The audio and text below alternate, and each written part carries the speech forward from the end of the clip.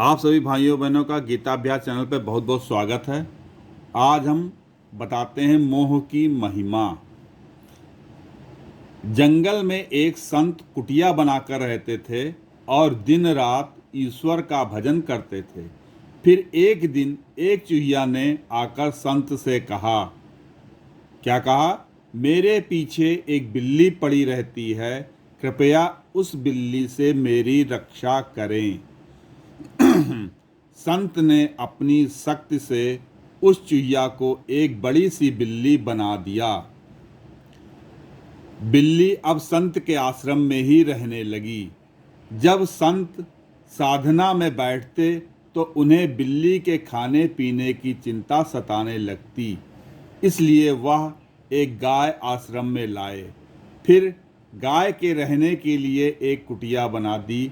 अब जब गाय चरने के लिए जंगल जाती तो संत को फिर भय सताता कि कहीं कोई जंगली जानवर न खा ले।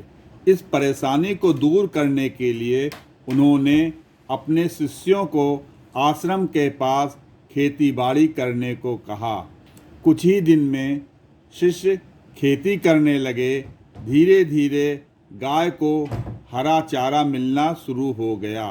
कुछ समय बाद संत को एहसास हुआ कि खेतीबाड़ी में और लोगों की आवश्यकता है, तो वह गांव से कुछ लोगों को लाकर आश्रम में बसा दिया।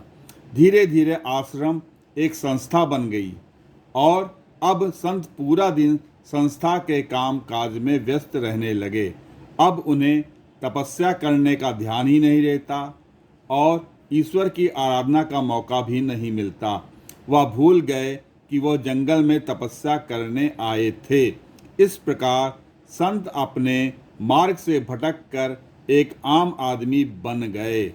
यह सब केवल एक चूहिया के प्रति ममता और मोह के कारण हुआ था। संत को चाहिए था कि निष्काम भाव से चूहिया की रक्षा करते हुए उसे जंगल में सुरक्षित स्थान पर छोड़ आते। यही होता है मोह माया का जाल। धन्यवाद।